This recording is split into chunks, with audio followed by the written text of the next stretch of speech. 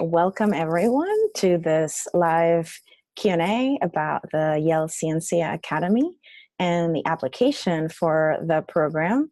I am Dr. Mónica Feliu-Mojer. I am one of the leaders of the program. I'm the Director of Outreach for the Yale Ciencia Academy.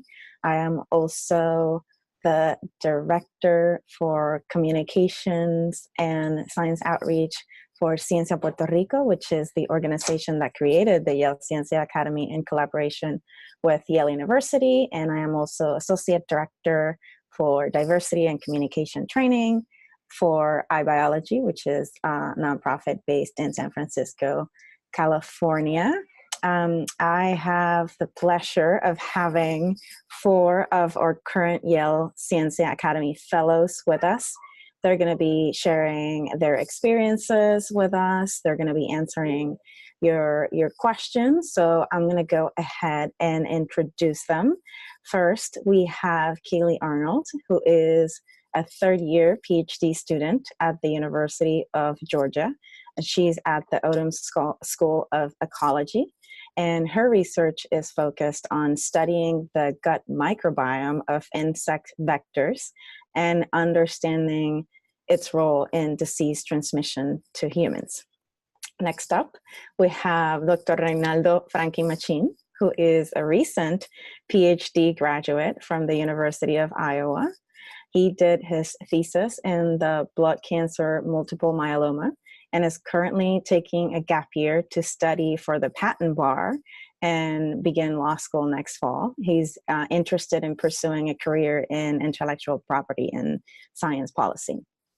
We also have Lauren Kennedy Metz, who is a full-time research associate at the VA Boston Healthcare System, Veteran Affairs, and Harvard Medical School, where she studies intraoperative stress management solutions for surgeons. Her current work as a research associate is an extension of the work that she's been doing in her graduate studies at Virginia Tech, and that she will be defending on Friday. So she is almost Dr. Kennedy Metz. And last but not least, we have Dr. Jesus Romo, who did his PhD at the University of Texas at San Antonio, working in a medical mycology lab, studying fungal biofilms, virulence factors, and antivirulence approaches to treat fungal infections. Currently, he is a postdoctoral researcher at Tufts University School of Medicine, where he works on the interactions between fungi and bacterial pathogens in the context of the gastrointestinal tract. So as you can see, we have great diversity in terms of topics of study, stages of training, career interests. We have some people who are following the academic path and some people that are following non-academic paths. So hopefully we'll have a really fantastic discussion, and we really look forward to having your questions. So before actually we begin, I wanted to give everyone an introduction to what the Yale Ciencia Academy is, to give you a sense of what the program features are and why we created it. So I am going to go ahead and share my screen. The Yale Ciencia Academy for Career Development is a free program, and it takes place over the full course of a year. And it's primarily virtual, so this technology that we're using to connect is actually what we use for the most part for our virtual meetings. And the idea behind the program is that we wanted to empower PhD students with a supportive peer community, a network of advisors, not just professionals, but also with each other. This program is very much about community. Through the program year, we have a variety of workshops, conversations, and opportunities that allow you as a PhD student to develop important leadership skills and professional skills that are going to help you advance in whatever it is that you want to do with your PhD your science PhD degree. And then another important component of the program is that we have guided science outreach opportunities. So we want to give you the chance to develop these effective communication skills, but also have an impact in society and communities that you care deeply about. And so this program, as I mentioned, is a collaboration between the Yale Ciencia, between Ciencia Puerto Rico and Yale University. It was created for several reasons. It was created by Dr. Giovanna Guerrero Medina, who is not showing her face because she's our technical wizard today, but she is very much our leader in the creation of this program. And so she and I came up with this program because we saw a series of challenges that particularly affect students that come from underrepresented backgrounds. There is a lack of role models. We believe that you can't be, or it's harder to be what you can't see. And often students that come from underrepresented backgrounds have very few role models that share their backgrounds, their life experiences, and that contributes to a feeling of isolation. This program, as I mentioned, it's very much about community. It's very much about creating a supportive network of professionals and peers that can provide advice, support, and mentoring to help you make progress towards your career goals. Another challenge that many graduate students face is that they don't have a lot of career planning support. Some people are not clear on the career goals that they want to achieve or how to achieve them. They know that they want to do something, but you don't know how to get there, or you don't have the skills and the resources to get there. And this program is centered around defining your career goals, planning for how to meet those career goals, and then getting the guidance and the training that you need to achieve those goals successfully. And then the last part is, I think many, and I speak from my own experience when I was a graduate student, for many students that from underrepresented backgrounds, there's a feeling of disconnectedness, of disengagement from your communities of origin, or from maybe having an impact in society and making society more equitable is something that you care deeply about, but it's hard for you to see how your research and your science connects to that impact that you want to have in society. And that's where the outreach component of the program comes in. And so the program has several main components. One of them we call peer mentoring chats. So they are opportunities for the fellows. So we have about 40 fellows in each cohort. So you start together in January for this next cohort. You start together in January of 2019, and then you're together through December of 2019. So we work together for a full year. And during that full year, we have several conversations or chats in which the fellows have a safe and brave space to discuss issues, challenges, and concerns they have around their graduate training. What to do if you have an advisor that is not very supportive, how to deal with the imposter syndrome or feeling isolated. We have those kinds of conversations, and these particular chats are driven by the fellows' experiences.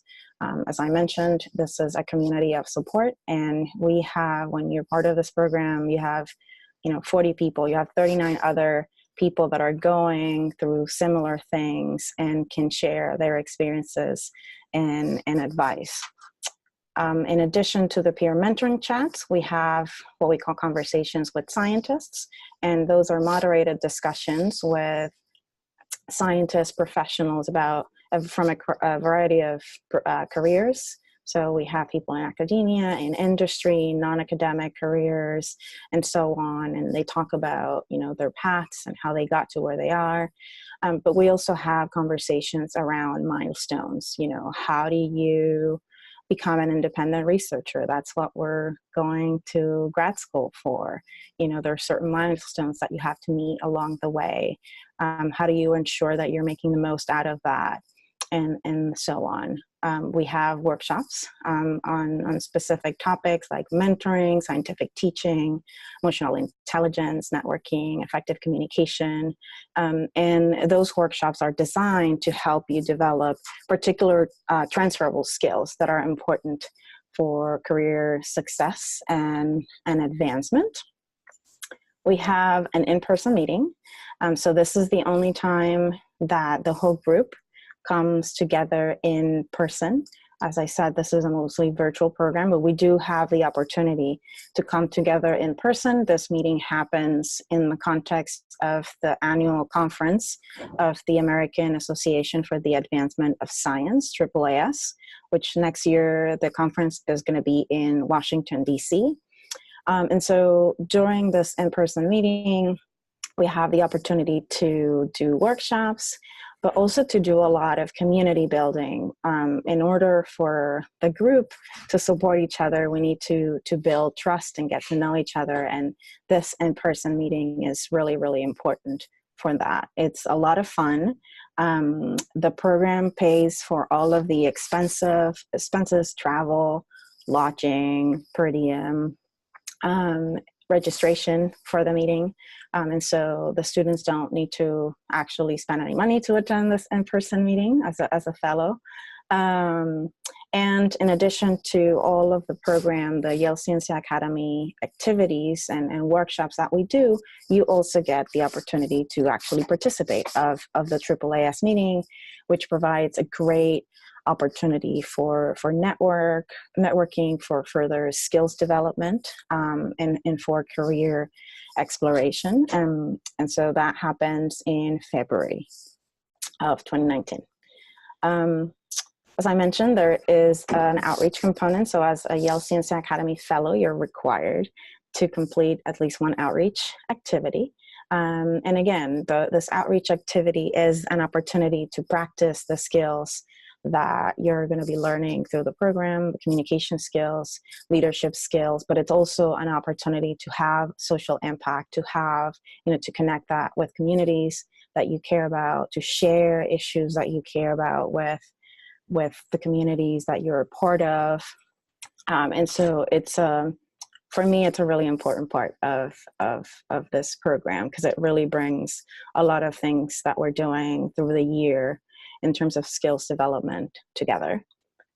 And then finally, as this is a career development program and we're thinking about our goals and how do we meet them and how do we get the tools and the skills to achieve those goals. And so one of the things that we do is we use an individual development plan, or IDP.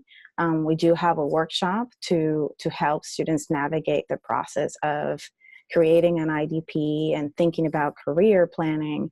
But in addition to the workshop, you also get, as a fellow, you also get personalized advice on your career goals and your IDP from the Yale Ciencia Academy staff. So we have 2 individual meetings with fellows where myself and Dr. Giovanna Guerrero, we meet with you and talk about your goals and, what skills you may need to develop, what people we can connect you with. And so I think it's a really unique feature of what we're doing with the program, where you're getting that community support, but you're also getting individualized support from the Yale Ciencia staff. And so what do you need to do? What qualifies you to apply for this program? You need to be enrolled in a fully accredited doctoral program. And that can be PhD, MD, PhD, PsyD, doctorate in public health, DVM PhD program, so veterinary medicine PhD program. So any kind of doctoral program, if you're enrolled in a fully accredited doctoral program, you can apply for the program. Per NIH requirements, you need to be either a US citizen or a permanent resident. You need to do research that is related to biological, biomedical, or behavioral sciences. You don't need to be, for example, in a department of biology or, any like biomedical research department, for example. If you are, say, an engineering student, but your research is related to biomedical sciences or behavioral sciences, you are eligible to apply. And then finally, and I think most importantly, you need to show a commitment to your career development. And of course, applying for the program very much shows that. The application is fairly simple. It's very similar to what other fellowships or career development programs you may have seen require. So there's a short online form where we collect, name, contact information, and so on. You need to submit a brief statement explaining how you would benefit from being a part of the Yale Ciencia Academy. We ask that you also tell us why you're interested in the outreach component of the program, because this is such an important part of what we're doing. We're also asking people to submit a short 2-page CV or a resume, a letter of recommendation from, it can be a research advisor or a mentor, somebody that can speak to why you would benefit from this program, why you're a good fit for this program. And then we also ask for a form signed by your research advisor, supporting or at least acknowledging that you're going to be participating in this program. Most of the program is virtual, but it is a time commitment. Most of the sessions are in the evening, so we try to make it as easy as possible, and as we try not to have it interfere with your research activities or academic activities as much as possible, but it is a time commitment, and we want to make sure that your research advisor knows that you're part of this and that you're going to be taking some time to participate of the activities. And so the application can be found on the Ciencia Puerto Rico website at cienciapr.org/YCA, and the deadline to apply is November 2nd. So you have a little less than a month to apply for that. So I'll stop talking there. And I am going to let the stars of the show take the stage, and those are our fellows. So I liked each of you to share why you applied for the Yale Ciencia Academy, and I'll start with you, Ray, since you're the first on my screen. All right, can you hear me? Okay. Yes. So I don't remember exactly how I found the link to apply, but I was very, very attracted to the idea of the outreach project. That is something that the Yale Ciencia, among so many things you get to do with the Yale Ciencia Academy, it allows you and coaches you through being the leader of your own outreach project, whatever that may be. And it's just a really good opportunity to sharpen those skills by yourself and as a group. And the question was, why did I apply, right? Yes, why did you apply? So I saw that component, and also the fact that I was going to meet a whole bunch of people doing a whole bunch of different things. I've always liked the idea of participating in multidisciplinary groups. I feel like you get to expand your network so much, and also you get to learn, and you bond a lot with these people that eventually become your friends because you spend so much time together. And when you go to the conference also, you get a chance to spend an entire day talking about what you do. And it's a really great opportunity. And all those things are outlined in the things that you get to do in Yale Ciencia. And I was really attracted to all of it, but especially the outreach part. Yeah. Excellent. Let's see, Lauren. Okay, can you hear me? All right. So I was drawn to actually most of the components of YCA, but I was really primarily excited about learning about different career paths, and firsthand from those who have been in the position that you're currently in as a graduate student, and made their way to where they are somehow. So I've always been sort of in the middle and excited about like everything I hear about. So I wanted to be able to like really learn from like an insider's perspective, what an R1 faculty position actually looks like and how they got there, compared to liberal arts type faculty, compared to industry professionals and all kinds of things. So I've participated in professional development stuff before, but this seemed like a huge network that, I don't know, like tapping into it would provide so many resources.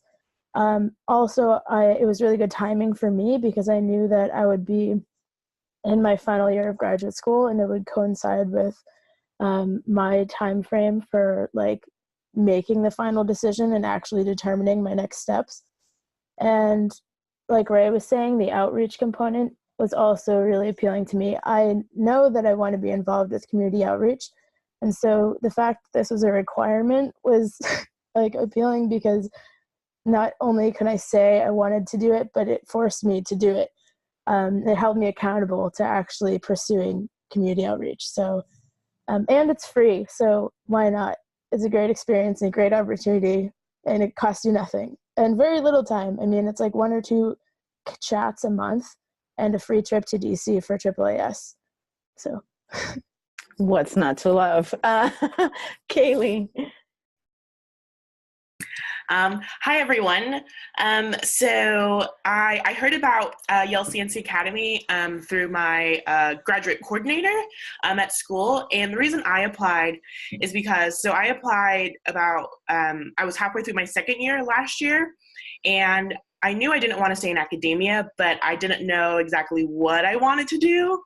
And I knew that it was a good time to start thinking about it and start meeting people who are in non-academic tracks. And then also a big part of why I applied is because I wanted to meet more grad students who are outside of my department and outside of my university. It's easy to kind of get stuck in a bubble, and then you don't realize what's out there or different perspectives. So I knew this was a good opportunity to just meet people and then try to start figuring out my post-PhD life. Awesome. Jesus. Yeah, so obviously I second everything everyone here has said so far. For me, I got an email. I can't remember where the email came from, but I had never heard of this program. And the institution where I'm at, or where I was during my PhD, is a minority serving institution. But interestingly, there was not a lot of professional development offered for PhD students. And the little that was not catered towards those who are underrepresented minorities. So it was difficult to connect and identify and see yourself using some of that information. So at some point, you start feeling isolated. You might be in an institution where it's very diverse, but you feel like there's so much more outside of the lab that can add to your future career. So Yale Ciencia has been fantastic in that regard. Everything that we have done has been really, really helpful. I applied for the program entering the last semester of my PhD program. And Lauren's there right now, and Ray went through it as well, and Kylie's going to go through it soon. So when we're talking about time commitment, it can be done. We did it through the toughest times of the PhD, which is near the end, and it was fantastic. I mean, for me, when things were getting difficult, having these chats and interacting with everyone who becomes your family here, it's uplifting, and it gives you that second and third and 100th wind to continue and push forward, right? So for me, it was about building this community and interacting with amazing people. And again, not feeling isolated, right? Getting professional development that's catered and from people who understand where you are because they've been there themselves.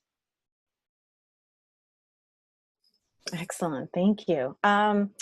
So we have a question that I feel it's relevant to bring right now from Bernadine. When during your doctoral studies is the best time to apply for the program? As you can see, Bernadine, from the fellows that are represented here, they are 4 out of the 10%, 4 out of the 40 people that we have in the program. And, you know, like Reynaldo and Jesus, they're already done with their PhD. They applied while they were towards the end of their degree, but Keely applied when she was in her second year. She's in her third year now, and Lauren is just about to be done. And so the best time to apply to the program is when you feel it's the best time for you, I would say.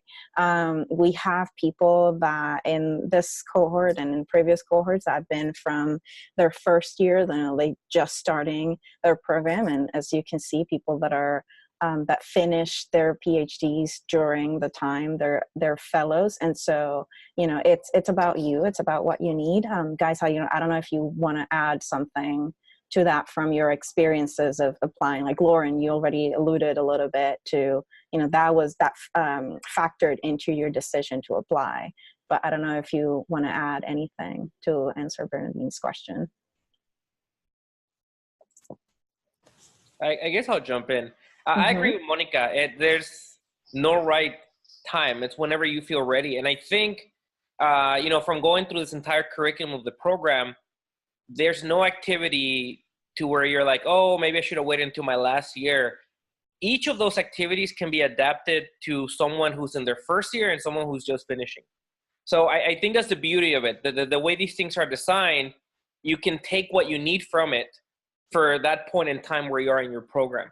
And, you know, if you feel like you need more help, all of the fellows are there to help out as well, because we're at different stages and we might be taking different things from this program as we move along that we can then pass on to other students.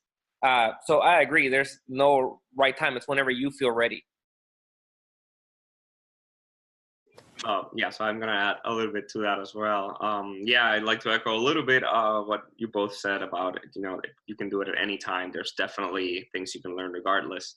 I feel like after you're done with your rotations, maybe, and maybe comps, at least for me, when I was done with comps and my classes is when I actually had time to actually stop and think about my career. And that's like, what, 2 years in out of your 4, 5, or 6 year program.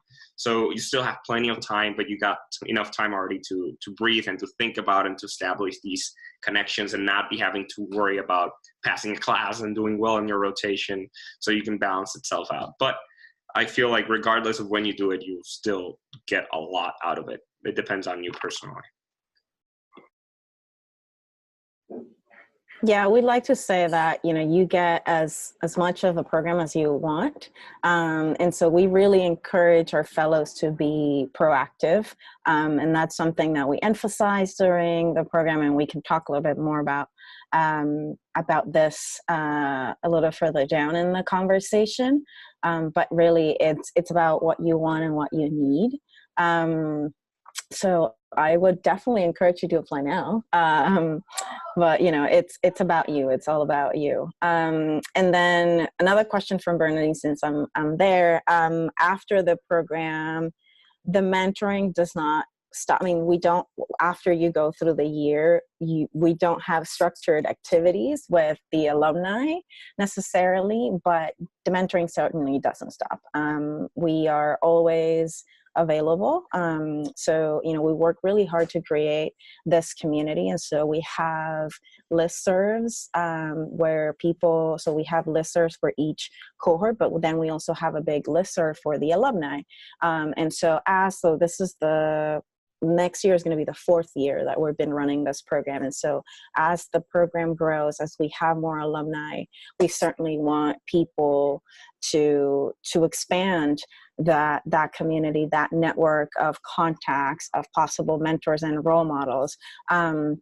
So we stay in touch that way. We always have people, like, they create WhatsApp groups for each class.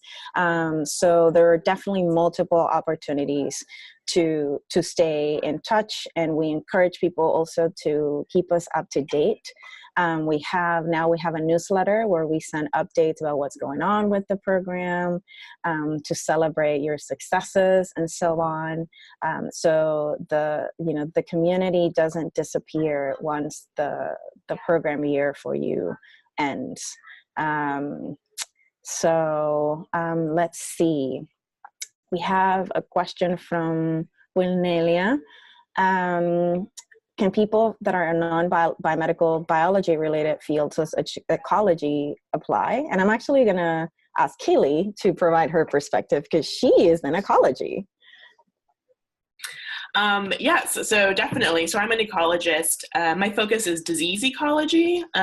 So I kind of fit in a little bit better with some of the more biomedical tracks. I would say that occasionally, I guess talking about when we have conversations about industry, they're a little less relevant, but usually the conversations is not just focused on industry or not just focused on biomedical specifically, and I can still, take from that conversation things that are relevant to my field, and even just kind of broadly ecology. So I found it to still be relevant and still be very helpful, even though I'm not a biomedical person. Yeah, so in Kaylee's case, she's doing ecology, but her research does have an impact on human health.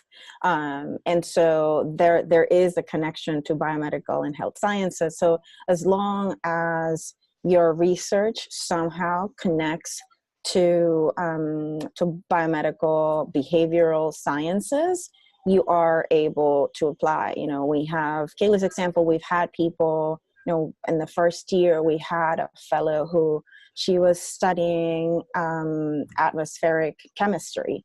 And, in terms of the research that she was doing, it was very much, it was very much chemistry. She wasn't necessarily dealing with animal models and whatnot, but her research was relevant to asthma, and other health like respiratory diseases, and so she was eligible to apply.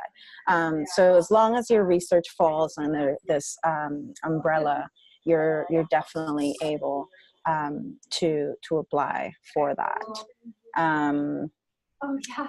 Let's see. So Jesus in the chat is mentioning, other than the listserv and the ability to stay in touch as a community and with the other alumni as well, we have resources like Dropbox. So it's a file sharing system, if you're not familiar with it, where we have all of these documents that you can have access to.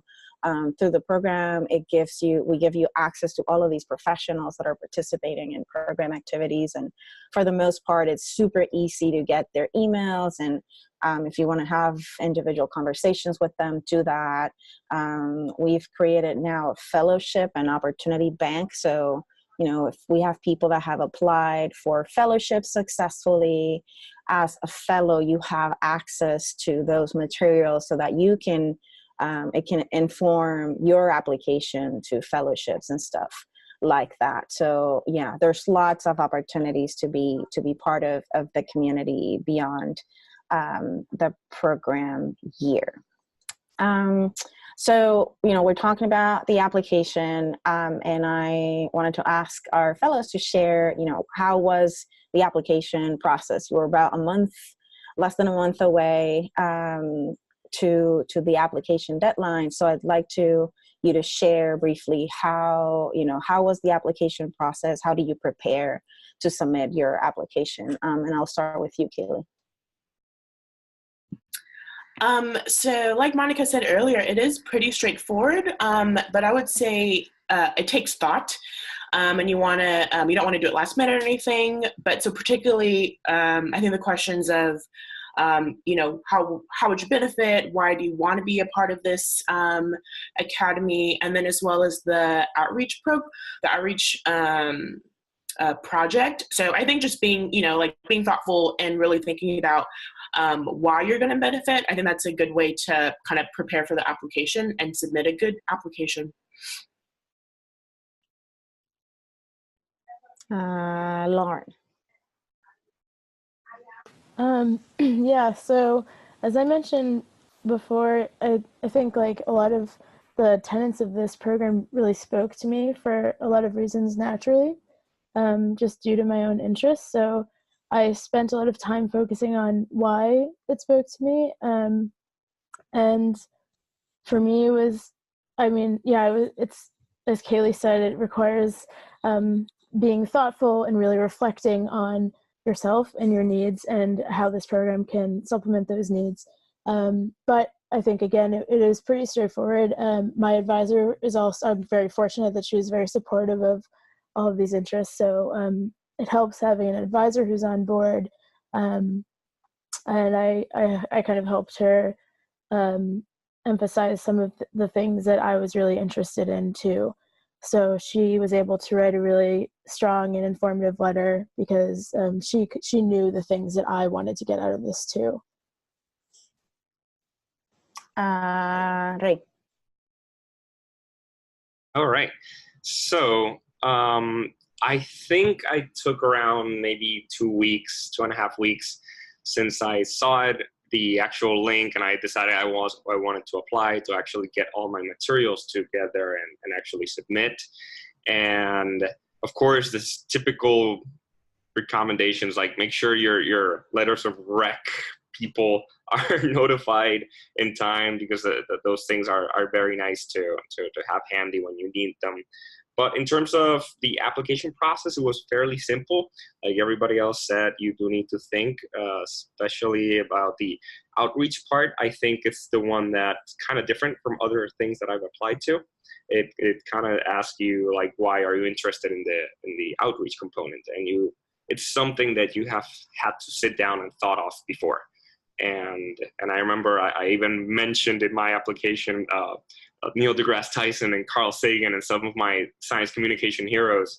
And so just, I think if you're enthusiastic about it and you're really interested, make sure it permeates into your application. And that way you will have a really strong application, right? Just be thoughtful about it. And yeah, that's kind of how I did it. Great, Jesus. Yeah, so basically everything that everyone said. I think it's obviously nothing out of the ordinary when it comes to applications, but it's really nice because it makes you reflect on yourself, but in a different way. You know, like when you're applying for a strictly research funding or grant, this is very different. It makes you think about your strengths and weaknesses, not necessarily in the lab, but outside of it. So I would say, make sure that you take some time and really think through. So I approached it as, what are some of my strengths and what are some of my weaknesses? What can I get out of this program? But the other thing that was really important, as Lauren said, was having an advisor there who's on board. So what I did with my PI was I sat down with them and I explained to them what this program was. And I gave them some topics that had been covered in the past. And I told them why I was interested in those things. And showing your interest, you know, I mean, my PI is fantastic. So he was always very supportive with those things. And he knew the things that I was interested in. But make sure that you let them know, why is this program important to you? You know, and give actual examples. They have a section or a discussion about this. And, you know, I feel like I want to learn more about it. Have examples. That also helps you, you know, like I said, think about yourself as a professional and a career trajectory. So that's my advice for that. And obviously turn it in on time, right? Yes, that's very important.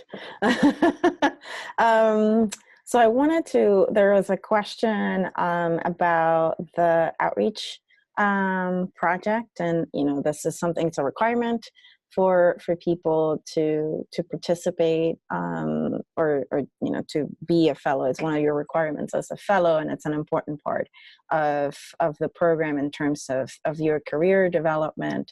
And so the question was about, you know, how do you develop your project? Are you encouraged to develop your own project, or is there funding to help you do that? And so Jesus already has answered in the chat, but just for the benefit of everyone. So yes, you are very much encouraged to come up with your own project and your own idea. So part of the training that we're doing, particularly during AAAS, we are talking about effective communication. And so through the activities of the program, we are trying to help you build the skills and the knowledge that you'll need to to do successfully an outreach project, but we don't want to impose you need to do X, Y, or Z. We want you to think about critically about how this is going to support your career development, but we also want you to do something that you want to do. We definitely encourage people to do something that's maybe out of their comfort zone so that they're learning new things. But, if it's something that you have been doing for a while, you're welcome to do that. We provide you with guidelines, and during individual conversations where we discuss career goals, we also have you also have the opportunity to discuss your outreach project ideas. So, there's lots of opportunities to get support in terms of how to develop the project and stuff like that. Unfortunately, we don't have funding, but there are plenty of options that you can do that don't require that you spend money, except, maybe if you're going to a school, maybe there's a little bit of gas money that you're going to spend there. So, I would like to ask our fellows to share, kind of what that process was like. To tell us a little bit about the outreach project that you've either done or will be doing. So you have until the end of your program year, essentially, to do the outreach project. So if you can tell us a little bit about that and maybe why you shared that, or you selected doing that project, that'll be great. And anybody, if you want to jump in, anybody can. I can start. So for my project, another reason why I wanted to join the program is because I've been doing outreach for a very long time, and I wanted to keep going, and I wanted to meet people like Monica, who are outreach experts and superstars. So I wanted to interact with those individuals. So at first, for this project, I thought, well, I've been doing outreach for a while. Maybe I can just do it on something that I already do, which is going to schools and libraries and talking to kids about microbiology. But like Monica said, it's something that, it will be nice to step out of your comfort zone and try something new. So then I thought, well, we're already doing a podcast at my university, and I'm one of the hosts, so maybe I can do that. But I was already doing that. So something that I'd never done was a blog. And at that time, I was serving as a guest editor for a education journal from the American Society for Microbiology, in a special issue in science communication. They asked me to write a blog. So I thought that was going to be a nice challenge for me because it's going to be very different. And I decided to use that for my Yale Ciencia. So it can be something that you're already doing, but if you get another opportunity of doing something different, I would highly encourage it, because for me, that was a fantastic experience. And now I'm a regular contributor to ASM as a blogger. So that's kind of cool.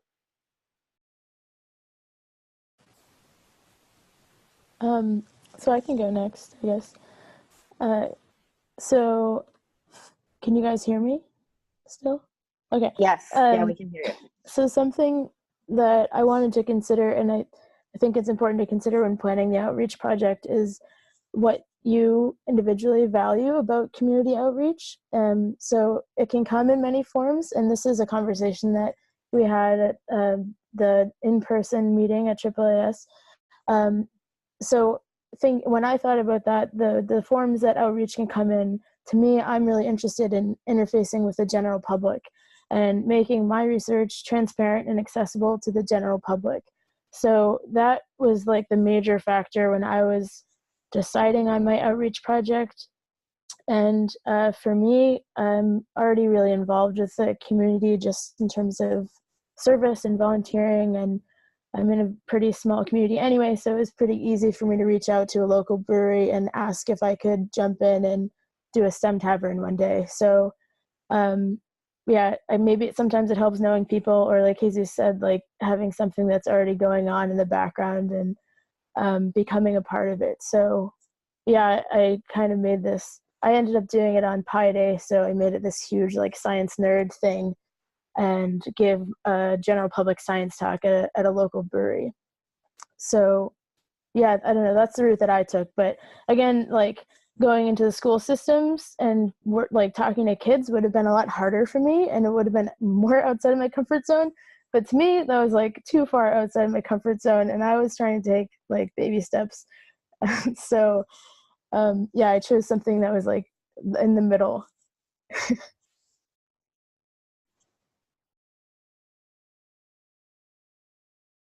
I'll go next. So for my outreach project, so I've been doing outreach with, I guess, K through 12 kids, mostly middle schoolers, for the last several years. So I decided to use kind of an existing infrastructure. So at my university, we already have an environmental outreach group that I was a part of. So I decided to use, and it is hard to get into school systems and hard to kind of like build up I guess resources and also like volunteers to kind of do a larger scale program. So that's why I, use this organization I was already a part of. And then actually, so Yale Ciencia kind of encouraged me to actually become president, which would also give me a little more leeway to kind of like create like a brand new series. So something that I want to focus on. So usually this group, we do activities with kids and kind of supplement their their curriculum. But for this outreach project, I decided to focus on careers in ecology, and especially where I live in Athens, Georgia, there's a lot of kids of color who probably, in terms of their relationship with like maybe nature or museums, etc. So I want to focus on teaching them about ecology and teaching them about careers and potential jobs there, and also showing them that like, people of color work outside. So that's what I want to focus my project on. So I use like an existing infrastructure and then added a new element. That's what I've been focusing on the last kind of couple months. All right, I guess it's my turn. So yeah, the cool thing about this, it's the outreach project. It's so individual. Everybody has a different thing they all do. For me, it's been focusing more on science communication. So I'm really interested in trying to get young scientists, PhD students, or even students doing their bachelor's degree, to know the types of careers that you can have as a scientist, whether it be in academia or outside of it. So I've already started writing and blog posts about the alternative careers, and also it gives you a chance to connect these individuals, and yeah, it's been a really good opportunity to sharpen your science communication skills, because typically we are taught really well how to write technical stuff and your papers and your science, but when it comes down to like sometimes communicating to other scientists about topics not necessarily science, you're not necessarily really good at writing that, right? So you get to polish those other writing skills and communication, which is something that I will hope to keep building up on even after the program is over. Excellent. There are a couple of things that I wanted to mention. For the application, we have a question from Adriana about, do you have to explain your outreach project in the application, or do you have to do it beforehand? In the application, we want to know why you're interested in outreach. If you have a sense of, here's the thing that I want to do, you are welcome to mention it in the application, but we really want to know why you want to do outreach and how does it align with your career development goals. And then after you become a fellow, you have an opportunity, we're going to do workshops and conversations, and then you'll have the opportunity to do a proposal. So we want to see that you're thinking about what is it that I want to do, and it's not like just a thing that you do, but you're thinking critically again about how does it align with your goals? How are you going to measure the impact of this outreach that you're doing? And then towards the end of the program year, we'll ask you to send evidence of, here's what I've done, pictures, if you've written something, blog post, and we'll promote it through the Ciencia Puerto Rico network and our social media. So we do ask you to provide evidence of what you've done and, how many people roughly you've impacted and so on. We don't have a lot of time left, but I wanted to leave with this question, and I'm going to ask each of our fellows to share what is one valuable or unexpected lesson that they've learned so far as they participated in the program. So let's see, I'll start with Jesus. All right. I mean, there's a ton of lessons. It's kind of hard to pick one. But I guess for me, apart from all the training that we got, was the fact that there's other people like you out there who have similar goals in mind, who really, really care about your development, and you care about theirs, and you grow close, and you support each other. I mean, that to me, like I said, I take that as a lesson, because usually, like I said, you deal with these being isolated in your specific field or even within your lab, but knowing that there's a lot of people out there, in the case of Yale Ciencia, that really care, that was a great lesson for me. And, reaching out was another thing that I've been getting really good at. If I need something, I'll contact someone. I can reach out to Monica or Giovanna or any of the fellows. So those have all been fantastic for me.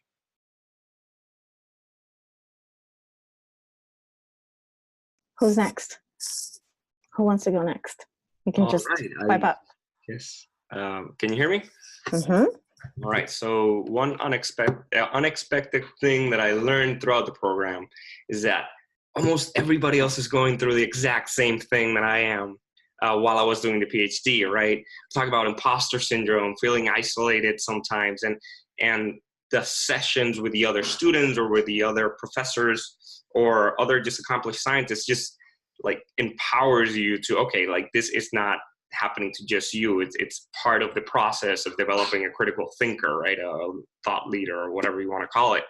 And that has been really like the fact that you get to understand that it's not you, it's part of how it all works out, right? And I think that really surprised me in a really, really good way. And also I felt really empowered after the program. I mean, while I'm still in the program, right? But even now, like I recently moved to DC and I asked Monica, hey, Monica, I moved here. I don't know anybody. And she just starts connecting me with all these professionals from all over the place. So it's incredibly resourceful in ways that you just can't anticipate. So yeah, that's my 2 cents in that.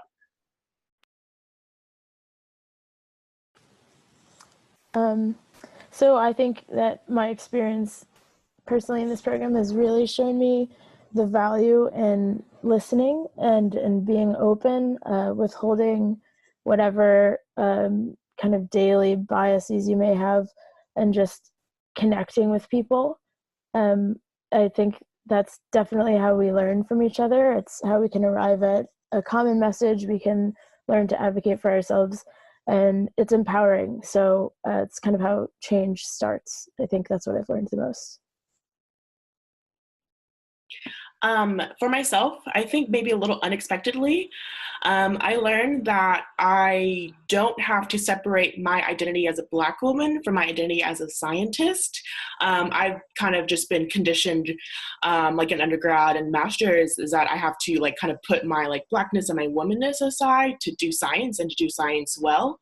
But I think just being amongst fellows and amongst people and panelists that are, cross identities, and have a lot of like intersecting identities, and that they're all still brilliant scientists, but that it's okay to have your other identities also like shape how you do science, why you do science, who you talk to, how you engage the public. So that's been a very fortunate thing, and it is enlightening and it takes the weight off my shoulders. Wonderful. Well, thank you so much, Kaylee, Ray, Lauren, and Jesus for representing this year's cohort of fellows. Thank you for your answers and your insights and your honesty about your experiences. Thank you, everybody who tuned in for your questions and for your interest in the program. We really appreciate it. We hope to see your applications come in later next month. And I wanted to say or remind you that the application is available at cienciapr.org/YCA. And there you'll find all of the details about the program, the application, eligibility, but there's also a frequently asked questions link that you can go to that goes a little bit more into detail about some eligibility aspects. Feel free, the email for the program is there, so feel free to reach out to us if you have any additional questions about the program, the application, or whatever it is. You see our fellows are sharing their email, so if you want to reach out to them, feel free to do that. And again, thank you for tuning in. Thank you for your interest in the program, and I hope everyone has a good day. Thank you so much.